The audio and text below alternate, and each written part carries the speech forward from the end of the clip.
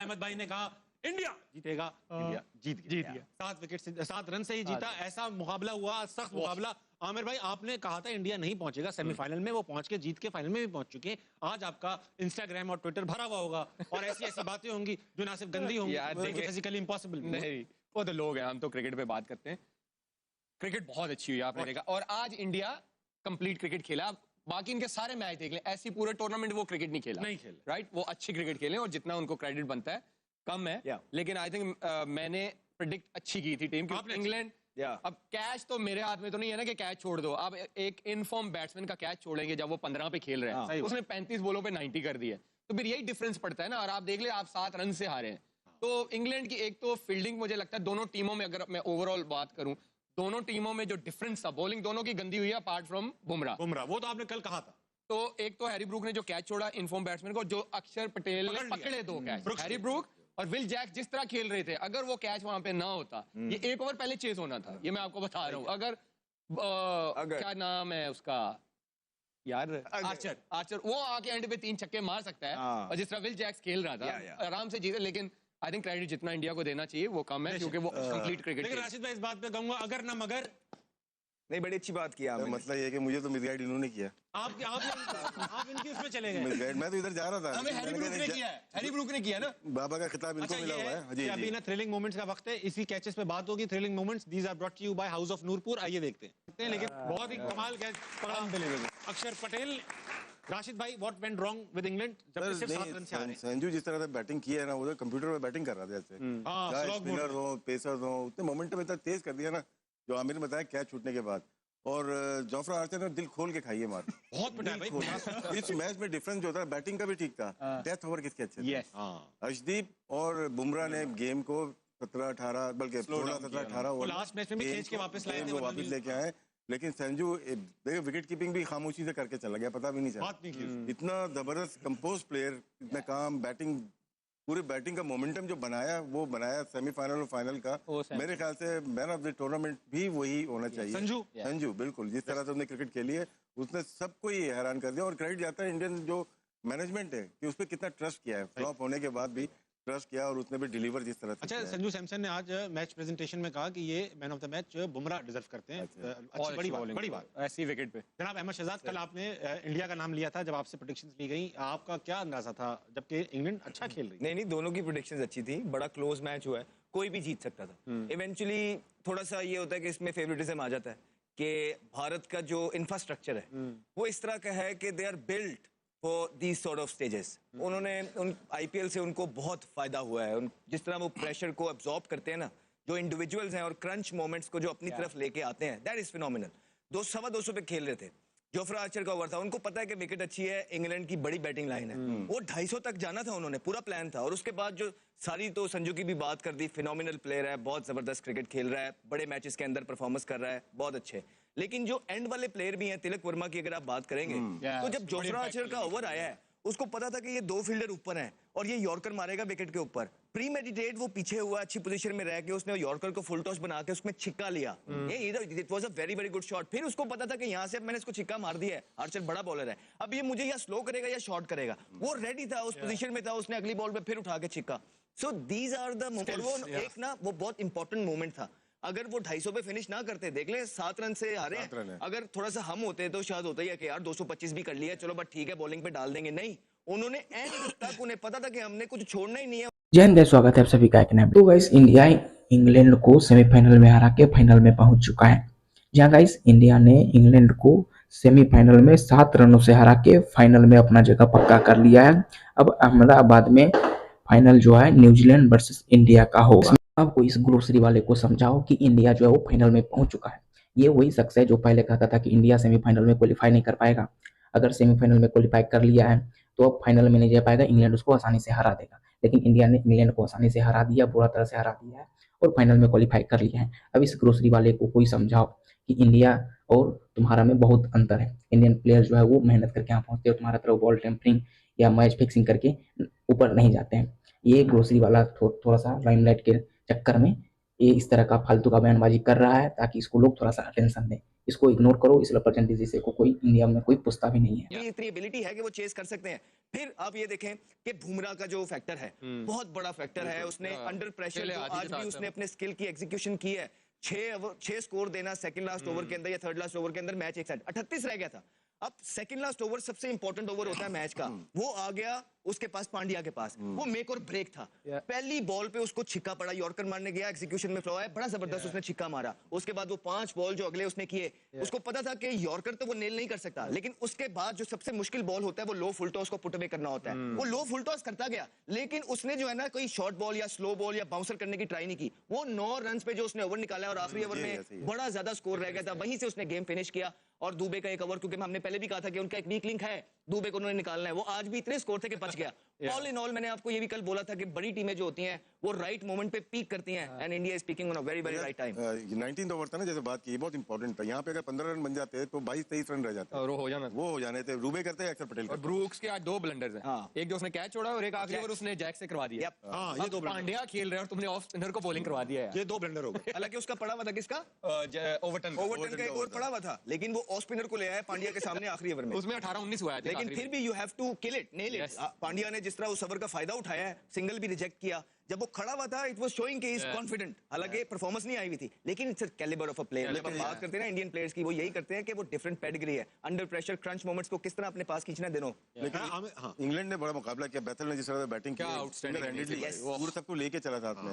अगर Sam Curran थोड़ा सा साथ दे देता, थोड़ा सा, तो ये लेके भी जा सकते हैं। आउटस्टैंडिंग बैटिंग, बहुत कड़क सेमीफाइनल हुआ, जैसा बनता था। लास्ट टाइम के सेमीफाइनल की तरह नहीं हुआ, न्यूजीलैंड साउथ अफ्रीका वाले में वन साइडेड। ताबिश भाई, बेथल ये जो है, ये क्या टैलेंटेड प्लेयर है मेरे यार। इसकी काउंटी में परफॉर्मेंस आप देखो तो सही कि वो किस कैलिबर का मिडिल ऑर्डर है, राइट। एंड तक इतने बड़े चेज में हमें ये नहीं पता था कि कौन सी टीम जीत रही है। वो तो पांड्या का जब वो उसने अच्छा निकाल दिया सेकंड लाइन, तो हमें हो गया कि हाँ यार अब आखिरी ओवर में इतना स्कोर नहीं होगा। ये सिलेक्शन कमेटी का क्रेडिट जाता है उनका, विदाउट 100 फर्स्ट क्लास के इनको इंटरनेशनल क्रिकेट में लाया। अभी सिडनी में 100 किया इन्होंने, फिर आज भी 100 किया। कभी कभार होता है कि आपको फर्स्ट क्लास क्रिकेट को नहीं देखना होता अगर बहुत आउटस्टैंडिंग टैलेंट हो, लेकिन डिलीवर भी करे वो। आज उन्होंने डिलीवर किया, टेस्ट मैच में भी किया। आमिर भाई, आपकी सारी ये प्रेडिक्शन तो खराब हो गई, मगर अभिषेक शर्मा के बारे में जो आप कह पड़े हैं, आप खा गए जवान लड़का। नहीं, वो बेचारा आज भी खा गया। नहीं यार, देखिए मैं सीरीज में और एक आईसीसी के इवेंट्स में ना जमीन आसमान का फर्क होता है। सीरीज में टीमें उस तरह शायद फोकस नहीं करती, वो कहती ठीक है इस सीरीज में हमने प्लेयर्स निकालने हैं, वो उस तरह का उनका फोकस होता है, वो उस तरह शायद प्लेयरों को मार्क नहीं करते। लेकिन जब आप आईसीसी इवेंट्स में आते हो ना, हर टीम जब जिसके साथ खेलना होता है वो हर प्लेयर को मार्क करते हैं, और सबको पता चल गया कि अभिषेक शर्मा का स्ट्रॉन्ग एरिया कौन सा है और वीक जोन कौन सा। आप देख ले, ऑफ स्पिनर से भी वो फंसते हैं, जब वो फास्ट बॉलर आता है वो बॉडी में जब तक उनको बॉल करते रहते हैं वो स्ट्रगल करते हैं।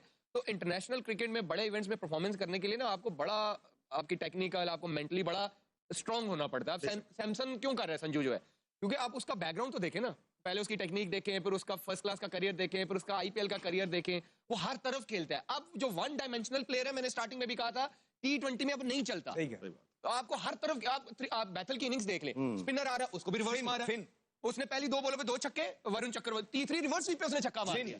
फिन भी पकड़ा जाएगा मुझे लगता है। फिन खेलता है हर तरफ, नहीं लेकिन हर तरफ तो शॉट मारता है ना, ये नहीं कि 1-2 शॉटों पे। अब आपको वन डायमेंशनल प्लेयर जो है ना वो नहीं चल सकते क्रिकेट में, अब आपको हर तरफ खेलना पड़ता है। 360 प्लेयर्स आपको चाहिए, वो चाहिए। तो रास्ता सलमान अली आगा ने दिखाया सबसे पहले ऑफ स्पिन। अच्छा, वो यहाँ मार्करम ने आउट किया एज अ बैटर, सॉरी बोलो नहीं मैंने कहा मार्करम ने भी आउट किया, आज भी विल जैक ने आउट किया, नीदरलैंड वाले ने ऑफ स्पिनर ने दत्त ने आउट किया था। अच्छा आमिर भाई, ये बताओ आपने सैम करन को T20 का मायानाज प्लेयर घोषित किया था, डिक्लेयर किया था जब स्टार्ट हो रहे थे। आपने कहा था बॉलर भी आज 53 रन खाए 0 विकेट पे, और आज तो हरवाया तो सब नहीं है, 36 तो बुमराह ने भी खाए हैं, विकेट भी ऐसा था। आर्चर जैसा बंदा 60 खा गया, 65 खा गया, आदिल रशीद जो one of the best spinner उसको 42 हुआ। सैम करन की अगर आप ओवरऑल परफॉर्मेंसेस देखें, जहां भी वो जाता है वो परफॉर्म करता है, ये कोई तुक्के से नहीं होता। वो जिस लीग में खेलता है परफॉर्म करता है, इंग्लैंड से खेल रहा है परफॉर्म कर रहा है, तो प्लेयर तो वो है। आज नंबर नीचे हो गया था थोड़ा सा। अच्छा ये बताओ, 500 रन पड़े आज अहमद भाई 40 ओवर में, 40 ओवर में 500 रन पड़े हैं, क्या ये क्रिकेट के लिए अच्छा है? नहीं, क्यों नहीं अच्छा। देखिए, you got to meet the man, आपको वहां तक पहुंचना है, ये दुनिया की पेस है, दुनिया आपको करके दिखा रही है, तो आपने भी तो वहां उनको मिलना है जाके। इसी बात को तो रोना है। मैं क्या, राशिद भाई, अहमद ने अच्छी बात की थी कि हम 225 करते हैं, मैं समझा हम 125 करते हैं, ये गलती से बोला। यहाँ पे भी हम 125 कर लेते हैं। हम जब कहते हैं ना you got to be ruthless, तो जब वो 225 पे खेल रहे थे ना, तो 225 पे अगर हमने किया होता ना तो 225-30 पे फिनिश कर देते, लेकिन वो 250 पे लेके गए हैं वहां से। माइंडसेट देखे ना, माइंडसेट देखें कि कितना बड़ा मैच है, प्रेशर है, राइट। उनको पता था कि ये विकेट 200 वाला नहीं है, उनका बॉल 1 से यही था कि भाई 230 240 करना ही करना है। तो ये एक बड़ी टीम का ना, जो बड़े होते हैं जिनकी प्लानिंग अच्छी होती है, उनको पता था अगर हम टॉस हार गए हैं, अब हम यहाँ से 230-40 करेंगे तो बचेंगे। अब जो भी प्लेयर आया उसका आप इंपैक्ट देख लो, किसी ने आके इवन 15 में 165 लगा हुआ था, किसी ने आके यही नहीं कहा कि मैं 2 बॉलें ले लूं, वो जो आया बॉल मिली छक्का, या तो आउट या छक्का। इसमें ये भी होता है ताबिश भाई के प्लेयर्स भी तो ऐसे हैं ना, वो प्लेयरों में तो डिफरेंस देखे ना आप, तो इसलिए हम कहते हैं जो प्लेयर होते हैं ना, ये सारी चीजें वही कर सकते हैं। होम ग्राउंड का यही फायदा होता है। चले भाई, अब वक्त आ चुका है, थोड़ा ऑडियंस को छेड़ा, ऑडियंस ही चलेंगे, अभी कहाँ जाएंगे फिर हम? अच्छा, मुझे एक चीज बताएं राशिद भाई, कि ये जो इन्होंने अभी जिक्र छेड़ा कि आईपीएल का बड़ा इंपैक्ट पड़ा इंडियन क्रिकेट पे, आप जब भी जिक्र करते हैं पीएसएल का तो हमें बिल्कुल उल्टा लगता है कि आप कहते हैं कभी इस्लामाबाद यूनाइटेड का इन्फ्लुएंस है, कभी फलां चीज का है, कभी पीएसएल देखकर ही प्लेयर आए जा रहे हैं, उनको क्यों पॉजिटिव इंपैक्ट पड़ रहा है, हमारे यहाँ क्यों अच्छा इंपैक्ट नहीं पड़ पा रहा? जवाब दीजिए। मेरे ख्याल से एक तो स्ट्रक्चर बहुत अच्छा है। 2 महीने के लिए नहीं आती आईपीएल, मुंबई इंडियंस 12 महीने रहती है। मेरी किरण मौर्य से बात हो रही थी, वो मुंबई इंडियंस के लिए नीचे काम करते हैं, वो सारा साल प्लेयर्स को ढूंढते हैं। जब जॉन राइट इनके पास था, ये ढूंढ निकले थे, कुणाल पांड्या किसी को देखने के लिए गए थे, वहाँ पे अक्षर पटेल को देखने गए थे, वहाँ पे इनको हार्दिक पांड्या मिला और वहीं पे इनको जसप्रीत बुमराह मिला। गुजरात में मतलब अहमदाबाद में इनको मिले, तो क्या है उनका हंटिंग का काम रहता है और पाथवे का इनका काम बीसीसीआई का अपना अलग चलता रहता है, लेकिन प्लेयर को आके ये बनाते हैं। जब आपने देखा ऑप्शन होता है कि 1 करोड़ में चला गया, वो पहले से सेटिंग होती है कि इनके पाथवे का प्लेयर है, इनके टैलेंट हंट का प्लेयर है, तो उसी में वो आ जाता है, तो उस पर काम हुआ होता है, वो अचानक से नहीं लेके आते, अचानक से नहीं आया, उसको बहुत देखिए ईशान किशन को भी लिया ना, झारखंड से उठाया उन्होंने, फिर उसके बाद दिया, तो इस तरह से प्लेयर को डेवलप। अब उनका कोचिंग स्टाफ देख लें, अब वो इंडिया ही में सेटल हो गए सारे, बड़े जन वहीं पे रहते हैं, ये नहीं 1 महीने के लिए आए और चले गए, और वहाँ पे फिर प्रॉपर कोचिंग का सेटअप होता है। और अपने न्यूजीलैंड की हमने बात की थी, सीएसके में उनका फ्लेमिंग कोच था, विलियमसन वहाँ से खेल रहा था, तो जितने भी आने वाले प्लेयर्स थे वो ट्रेन वहीं पे होते थे चेन्नई में, तो जब भी उनके देखे स्पिनर्स को क्यों अच्छा खेलते हैं। सही बात है, तो ये मेरे ख्याल से ज्यादा अच्छा स्ट्रक्चर है, पूरा साल काम करते हैं, जिसकी फाइनेंशियल भी बहुत स्ट्रॉन्ग है। वो आईपीएल से नहीं लाते, वो उनके लड़के फर्स्ट क्लास में परफॉर्म करते हैं, वो आईपीएल के लिए पिक होते हैं, वहां उनको सारा ये एनवायरनमेंट मिलता है, यस, फिर वो इंडियन टीम में आते हैं। फर्स्ट क्लास के उनके सबके बैकग्राउंड भी तो देखे ना, अब ये सारे फर्स्ट क्लास खेले हुए, ये आईपीएल की इनिंग से नहीं आए हुए, apart from I think Abhishek Sharma, उसका मुझे नहीं पता कि वो फर्स्ट क्लास खेला हुआ, Sanju Samson first class player है, क्या कहते हैं Ishan Kishan first class player है, दुबे फर्स्ट क्लास प्लेयर है, ये Tilak Varma first class player है। जब वो आईपीएल से फ्री होते हैं अगले काउंटी क्रिकेट जाके 4 डे क्रिकेट खेलते हैं। अब इंडियन के वाइड प्लेयर है जो ब्लास्ट नहीं खेलते, उनको भेजते हैं 4 डे क्रिकेट जाके खेलो। तिलक वर्मा लास्ट ईयर कोई भी हेमशायर से खेल रहा था 4 डे क्रिकेट, अलाउ नहीं है, कोई इंडियन लीग दूसरी नहीं खेल। और देखें ना फिर जो जिस तरह के प्लेयर्स वहां जाते हैं, तो वो लेवल ऑफ क्रिकेट इस तरह का होता है आईपीएल में कि जितना आप कंपेटिटिव प्लेयर्स के साथ खेलते हैं उतना ही कंपेटिटिव प्लेयर बनते हैं। जो प्रेशर हैंडलिंग होती है क्रंच मोमेंट्स को, क्राउड आप देखें, फिर आप दुनिया के नंबर 1 बॉलर, दुनिया के नंबर 1 बैट्समैन से को जब फेस कर रहे होते हैं, आप उस ड्रेसिंग रूम का हिस्सा और उसका माइंडसेट आप बेस्ट सीट से देख रहे हो, तो आप जो गट है, ये सारी चीज। मैच का बात करें तो मैच एकदम आउटस्टैंडिंग रहा है दोनों तरफ से, इंडिया की तरफ से भी और इंग्लैंड की तरफ से भी। इंडिया की तरफ से इंडिया फर्स्ट बैटिंग करते हुए 253 रन बनाया 7 विकेट के नुकसान पे 20 ओवर में। 254 का टारगेट का पीछा करते हुए इंग्लैंड ने 246 रन बनाया 7 विकेट के नुकसान पे 20 ओवर में। मतलब दोनों जो है गाइस एकदम इक्वली बैटिंग कर रहा था। मतलब जिस टाइम पे इंडिया का जितना रन होता था, जितना विकेट के नुकसान पे, उतना ही इंग्लैंड का भी होता था। मतलब इस हिसाब से इंग्लैंड ने आज चेस खेलने का कोशिश किया है। अगर बुमराह का ओवर निकाल दें तो मैच में कोई दम नहीं था, आसानी से इंग्लैंड इस मैच को जीत जाता। बात करें इंडिया का तो फर्स्ट बैटिंग करते हुए सैमसंग जो है इंडिया की तरफ से सबसे ज्यादा रन बनाया, 42 बॉल में 89 रन बनाया। इसमें 8 चौका और 7 छक्का शामिल था। अभिषेक शर्मा एक बार फिर से फ्लॉप रहा। ईशान किशन ने एक छोटा सा नॉक खेला काफी जबरदस्त तरह से, 18 बॉल में 39 रन, जिसमें 4 चौका और 2 छक्का था। उसके बाद शिवम दुबे ने भी काफी अच्छा बैटिंग किया, 25 बॉल में 43 रन बनाया, जिसमें 4 छक्का और 1 चौका शामिल था। सूर्य कुमार यादव फिर से फ्लॉप रहा। हार्दिक पांड्या ने भी एक छोटा सा नॉक अच्छा खेला, 12 बॉल में 27 रन बनाया, जिसमें 3 छक्का और 2 चौका शामिल था। तिलक वर्मा ने भी अच्छा बैटिंग किया, 7 बॉल में 21 रन बनाया और 3 छक्का जिसमें शामिल था।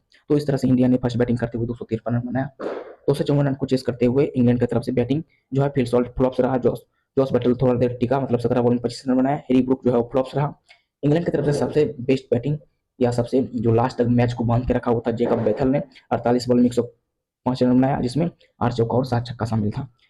उसके बाद विल जैक्स ने भी अच्छा पारी खेला है, 20 बॉल में 35 रन बनाया, जिसमें 4 चौका और 2 छक्का शामिल था। सैम करन ने भी थोड़ा देर साथ रहा, लेकिन लास्ट तक जो है मैच लास्ट ओवर तक आया और लास्ट ओवर में जीतने के लिए 30 रन चाहिए था, लेकिन 7 रन से इंडिया ने इस मैच को जीत गया। जीत के साथ ही इंडिया फाइनल में पहुंच चुका है। 8 मार्च को इंडिया और न्यूजीलैंड जो है वो फाइनल खेलेगा अहमदाबाद में। अब इस जीत के साथ क्या इंडिया इस टाइटल को डिपेंड कर पाता है या इंडिया इसको बचा पाता है, क्योंकि अभी तक का इतिहास में कभी ऐसा नहीं हुआ कि एक टीम जो है लगातार 2 बार कोई भी टाइटल जीता हो। अब क्या इंडिया इस टाइटल को, क्योंकि इंडिया जो है अभी फाइनल में पहुंच चुका है, तो ऐसा लगता है कि इंडिया इस टाइटल को डिफीट कर सकता है या न्यूजीलैंड जो है फर्स्ट टाइम वो T20 वर्ल्ड कप जीतेगा। तो गाइस जैसे ही इंडिया ने इस मैच में क्वालीफाई किया है, पाकिस्तानी मीडिया में हाहाकार मच गया। जी हाँ